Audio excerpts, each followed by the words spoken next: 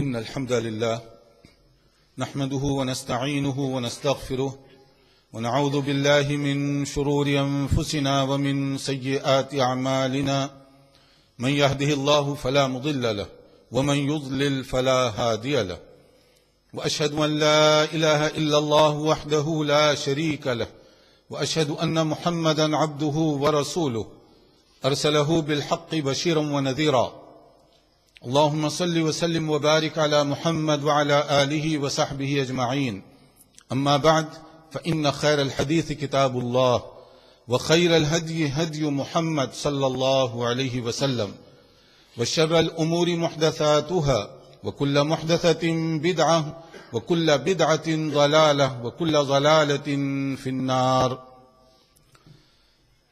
حضرات، ایک مسلمان پر اللہ عز و جل کی طرف سے مختلف جو ذمہ داریاں اور اس کی ڈیوٹیز مقرر کی گئی ہیں ان میں سے ایک حج بیت اللہ بھی ہے، کیونکہ یہ حج کے پریپریشن کا زمانہ ہے ان لوگوں کے لیے بھی جنہوں نے حج نہیں کیا اور ان کے لیے بھی جنہوں نے حج کی نیت اور ارادہ کر لیا ہے. ان سب کے لیے کچھ ضروری باتیں اس سلسلے میں ملاحظہ فرمائیے. سب سے پہلی چیز، اسلام میں حج کا جو فریضہ ہے وہ زندگی میں ایک مرتبہ فرض ہے اور یہ ہر صاحب استطاعت کے لیے ضروری ہے. سورہ آل عمران کی آیت نمبر 97 اس میں فرمایا گیا وَلِلَّهِ عَلَى النَّاسِ حِجُّ الْبَيْتِ مَنِ اسْتَطَاعَ إِلَيْهِ سَبِيلًا. اللہ تعالیٰ کے اس مقدس گھر کا ہر آدمی پر زندگی میں ایک مرتبہ حج فرض ہے، اور اگر کوئی نہ کرے استطاعت رکھنے کے باوجود تو اس کے کیا ہوگا؟ وَمَنْ كَفَرَ فَإِنَّ اللَّهَ غَنِيٌّ عَنِ الْعَالَمِينَ. کہ ایسے لوگ جو اللہ کے فرائض کا انکار کریں اللہ تعالیٰ بے نیاز ہے ان سے. یعنی اس کا مطلب یہ ہے کہ یہ بہت سیریس ایشو ہے، اس لیے حج کے مسئلے میں جو حج نہ کریں وہ لفظ استعمال کیا گیا ومن کفر، جو اس کا انکار کرے اس کا یہ انجام ہے. اور رسول اکرم صلی اللہ علیہ وسلم نے حج کے بارے میں جو مختلف ارشادات فرمائے ان میں سے ایک صحیح بخاری اور مسلم کی حدیث ہے بنی الاسلام علی خمس. اسلام کی بنیاد سمجھیے 5 ستونوں پر ٹھہری ہوئی ہے، پلرز آف اسلام. جب ہم بلڈنگ بناتے ہیں تو اس میں مختلف چیزیں لگائی جاتی ہیں، دروازہ ہے، ونڈو ہے، رنگ روغن ہے، چھت ہے، مختلف چیزیں ہیں. ہر ایک کی اپنی اپنی اس کا فنکشن ہے، اس کا کام ہے. مگر اگر ونڈو ٹوٹ جائے تو بلڈنگ نہیں گرتی، بلڈنگ میں نقص پیدا ہوگا لیکن گرے گی نہیں بلڈنگ. ڈور خراب ہو جائے تو بلڈنگ کلاپس نہیں ہوتی، لیکن اگر پلر گر جائے تو ساری عمارت گر سکتی ہے. نبی کریم صلی اللہ علیہ وسلم نے صرف 5 چیزوں کو پلرز آف اسلام فرمایا. تو اس کا مطلب یہ ہے ان میں سے کوئی ایک اگر گر جائے تو گویا پوری اسلام کی عمارت گر جائے گی.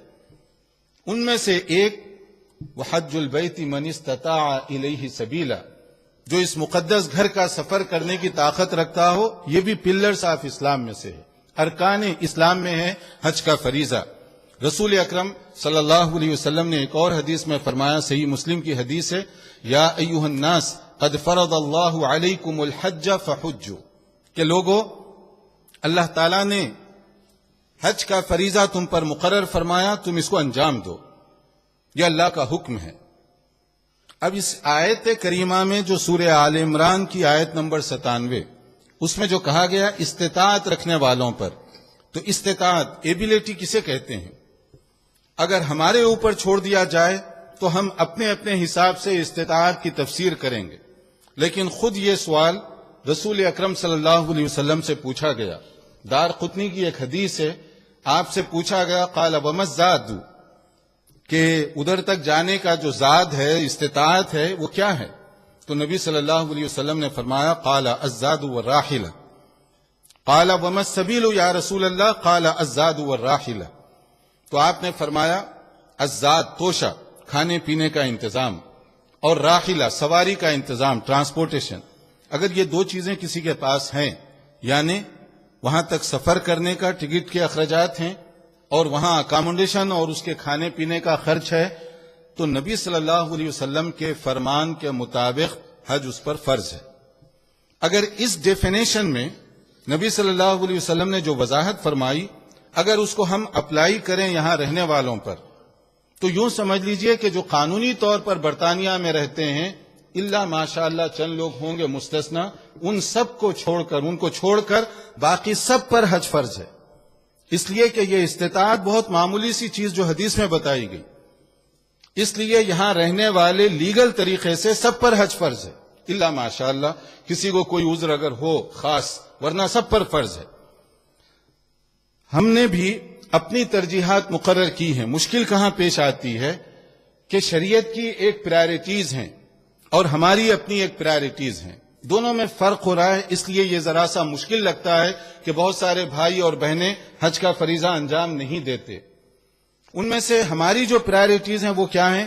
پہلے میں گھر خریدوں گا، پہلے بزنس ایکسٹینشن کروں گا، پہلے میں یہ کام کروں گا، پہلے فرنیچر تبدیل کروں گا، پہلے کار خریدوں گا، پھر اس کے بعد حج کے لیے جاؤں گا۔ یہ ہماری ترجیحات ہیں۔ شریعت یہ کہتی ہے کہ جو اللہ نے مقرر کیا ہے پہلے اس کو انجام دو اور اس کے بعد دوسری چیزوں کو خرچ کرو۔ اگر استطاعت نہ ہو تو وہ آدمی کار کیسے خریدے گا؟ کار خریدنا اس بات کی دلیل ہے کہ اس کے پاس استطاعت ہے، مگر اس نے اپنی ترجیح بدل دی کہ پہلے مجھے کار خریدنا چاہیے، بعد میں حج کروں گا۔ تو استطاعت تو تھی لیکن اس نے پیسے کہیں اور خرچ کیے۔ گھر خریدنا یہ ہماری پہلے پریارٹی ہے، اس کے بعد ہم دیکھیں گے گھر خریدنے کے بعد فرنیچر تبدیل کرنا ہے۔ اگر مان لیجئے فرنیچر میں ذی القعدہ میں اگر تبدیل کروں یا حج کرنے کے بعد اگر تبدیل کروں تو کیا اس میں کوئی فرق پڑ جائے گا؟ مگر ہماری ترجیح یہ ہے کہ پہلے فرنیچر بدلو، پیسے بچیں گے تو پھر حج کی طرف غور کیا جائے گا، ورنہ ہم حج کی طرف غور نہیں کرتے۔ تو اس طرح سے ہم نے اپنی ترجیحات خود مقرر کی ہیں، اس لیے تھوڑی سی مشکل ہمیں دکھائی دیتی ہے۔ دوسری چیز حج کے بارے میں مردوں کے ساتھ خواتین کے سلسلے میں اس میں ایک اور جو بات بتائی گئی اور وہ بھی حدیث کا مسئلہ ہے۔ نبی کریم صلی اللہ علیہ وسلم نے فرمایا لا تحجن امرأۃ الا ومعها ذو محرم، کوئی عورت بغیر محرم کے حج نہ کرے۔ تو محرم کی شرط سعودی ایمبیسی کی طرف سے نہیں ہے، جیسے بعض لوگ سمجھتے ہیں کہ شاید یہ ایمبیسی کا قانون ہے، یہ ایمبیسی کا نہیں، رب العالمین کا قانون ہے۔ نبی صلی اللہ علیہ وسلم نے فرمایا لا تحجن امرأۃ، کسی عورت کے لیے یہ درست نہیں ہے کہ وہ حج کرے اور اس کے ساتھ محرم نہ ہو۔ تو محرم کی شرط شریعت میں رکھی گئی ہے۔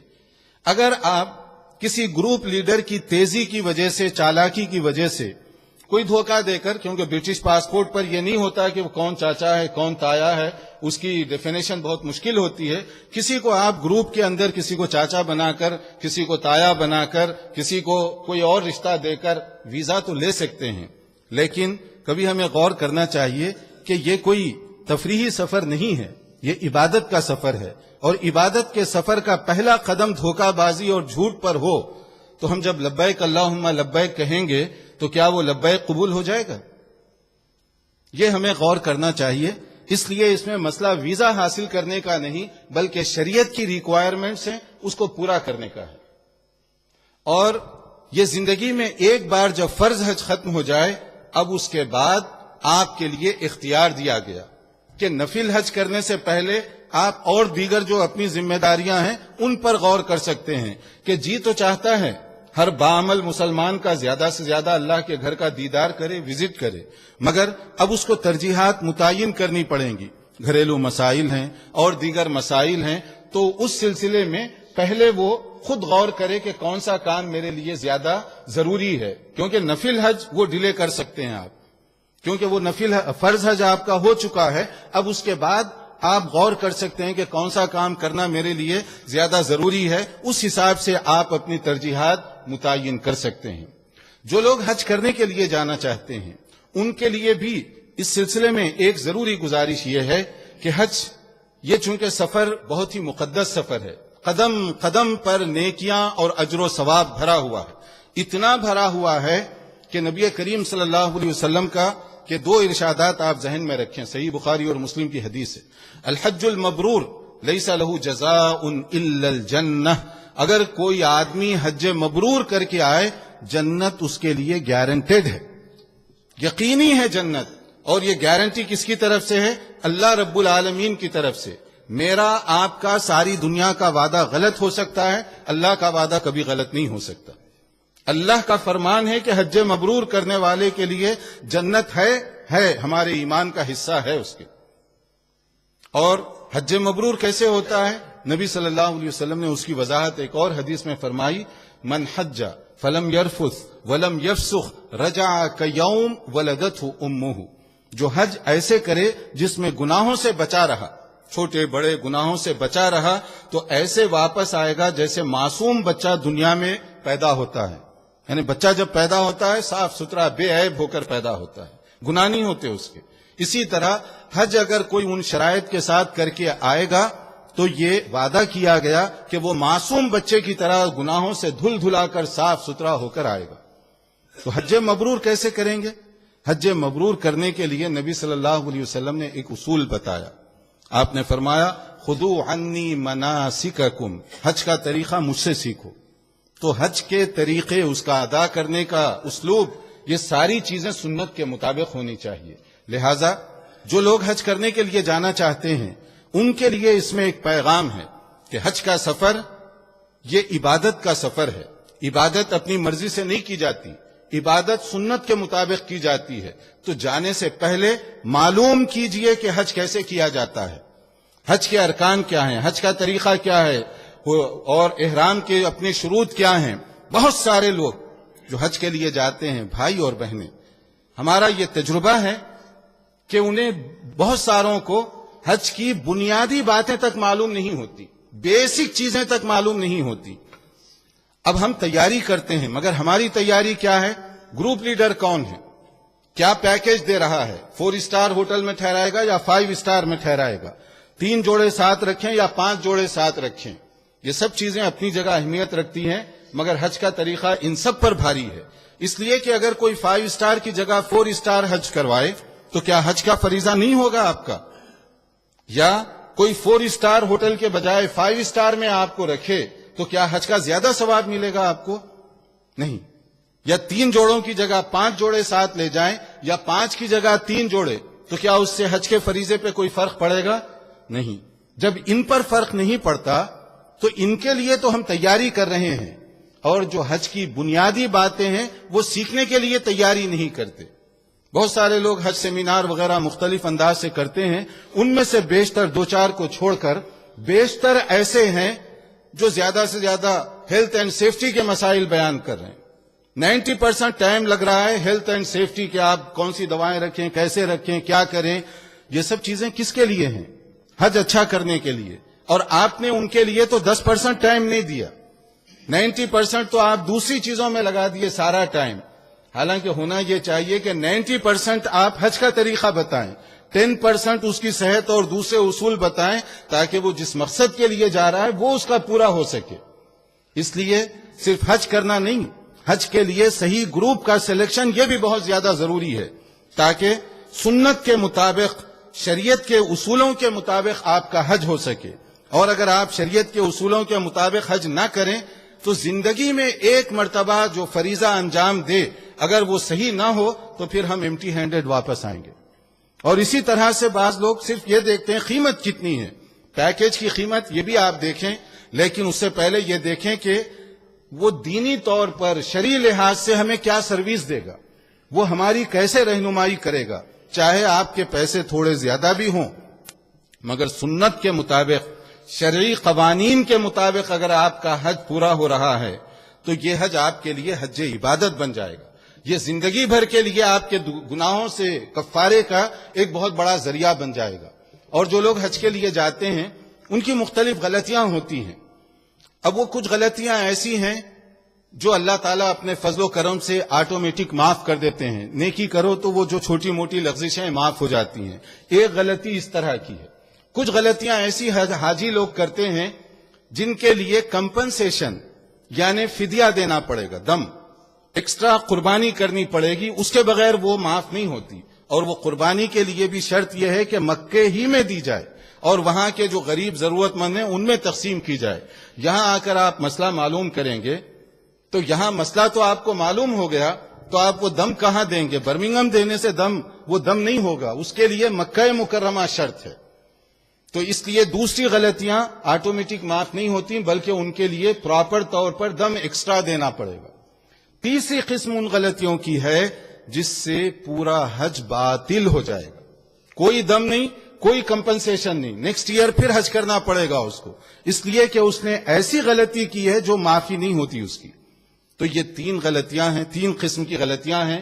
کچھ حاجی تو ایسے ہیں جو یہاں سے گئے اور انہوں نے ایسی جو بڑی غلطیاں ہیں کہ اس کی وجہ سے حج ہوتا ہی نہیں ہے.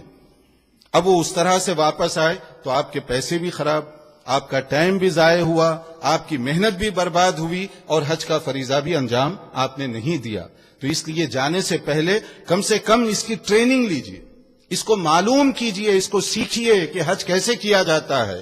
اس کے لیے 2 مہینے 4 مہینے مسلسل آپ کو محنت کرنی پڑے گی کہ کہاں کیا کام کرنا چاہیے, کیسے کرنا چاہیے, تاکہ یہ جو فریضہ زندگی میں ایک بار ادا کیا جا رہا ہے وہ علی وجہ البصیرہ سمجھ کر, سوچ کر, بہتر طریقے سے آپ اس کو ادا کر سکیں تاکہ اس کا پورا ہمیں فائدہ ہو سکے.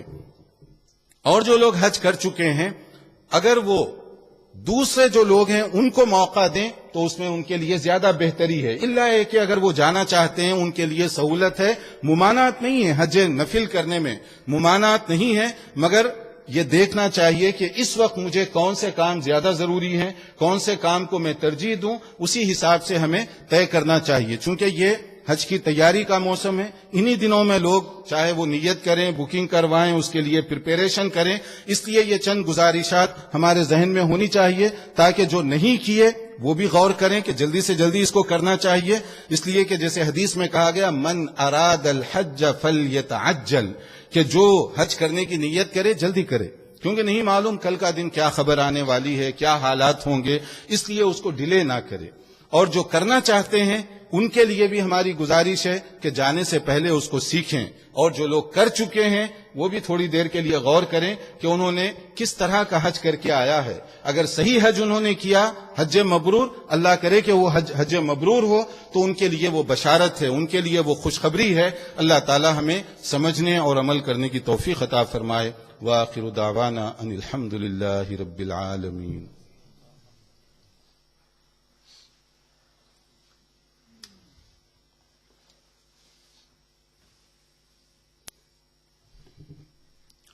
الحمد لله رب العالمين والعاقبة للمتقين والصلاة والسلام على رسوله الكريم وعلى آله وصحبه أجمعين ومن تبعه بإحسان إلى يوم الدين. أما بعد.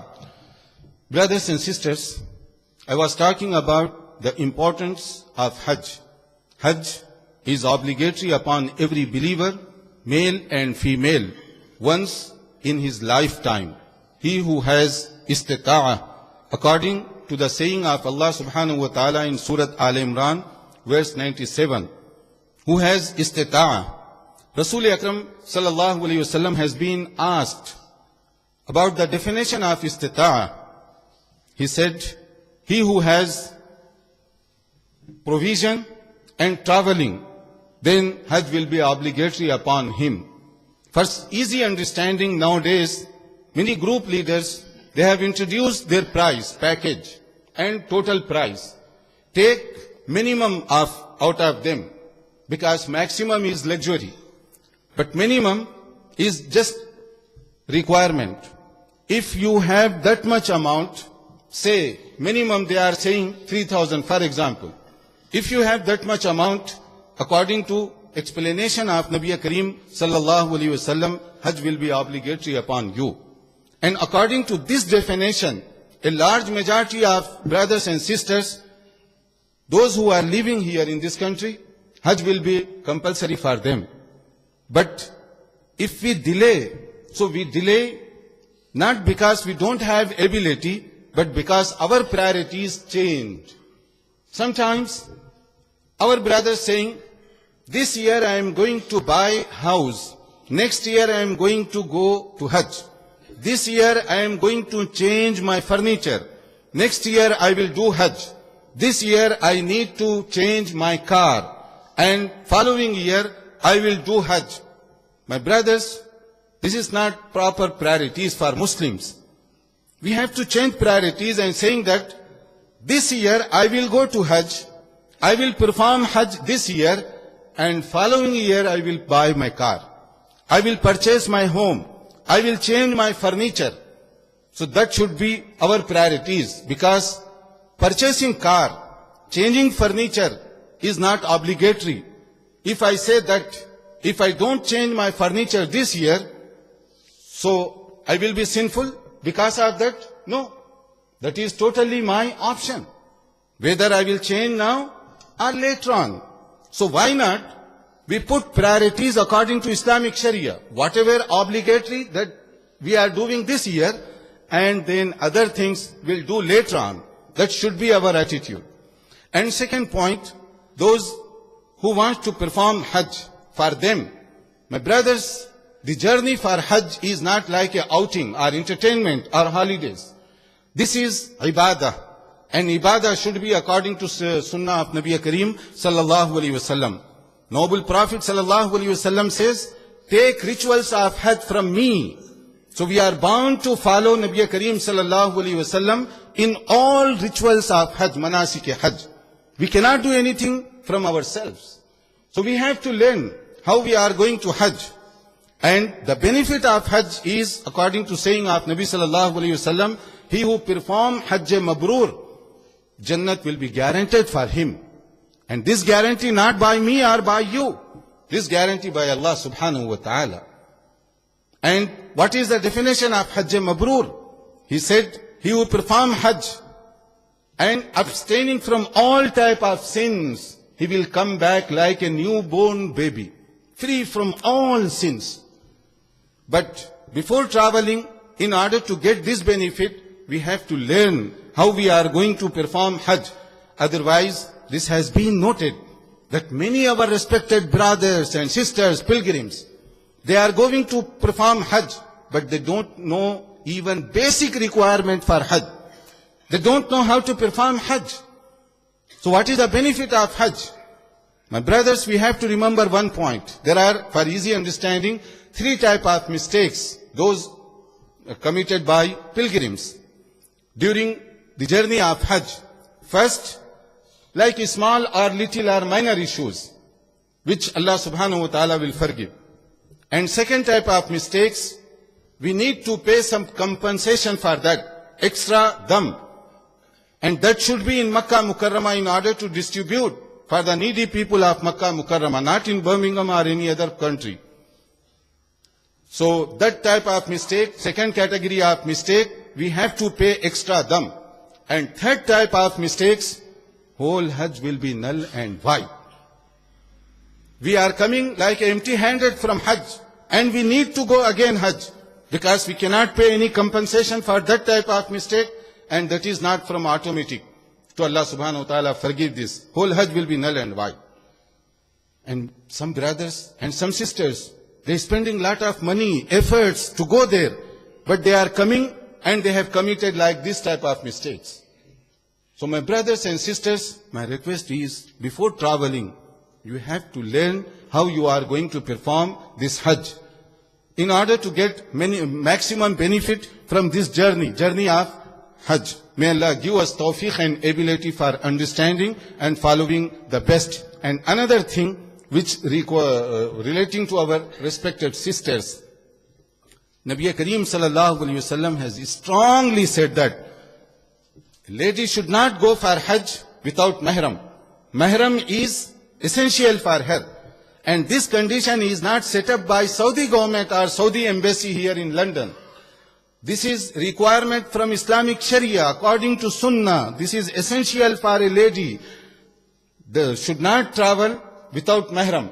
But sometimes like group leaders, they can get visa by cheating, sometimes fraud, and sometimes lying with embassy saying that this is her uncle or chacha or khalu or khala or whatever in order to get visa. You can get visa. But what happened? that Hajj will be accepted? Because first step of your Hajj is wrong. So, before traveling, we have to consider these all points. إن الله وملائكته يصلون على النبي يا أيها الذين آمنوا صلوا عليه وسلموا تسليما اللهم صل على محمد وعلى آل محمد كما صليت على إبراهيم وعلى آل إبراهيم إنك حميد مجيد اللهم بارك على محمد وعلى آل محمد كما باركت على إبراهيم وعلى آل إبراهيم إنك حميد مجيد اللهم أعز الإسلام والمسلمين اللهم انصر المسلمين في كل مكان اللهم اغفر لجميع المؤمنين والمؤمنات والمسلمين والمسلمات الأحياء منهم والأموات ربنا اغفر لنا ولإخواننا الذين سبقونا بالإيمان ولا تجعل في قلوبنا غلا للذين آمنوا ربنا إنك رؤوف رحيم ربنا آتنا في الدنيا حسنة وفي الآخرة حسنة وقنا عذاب النار اللهم إنا نسألك الهدى والتقى والعفاف والغنى اللهم احفظنا من كل بلاء الدنيا وعذاب الآخرة سبحان ربك رب العزة عما يصفون وسلام على المرسلين والحمد لله رب العالمين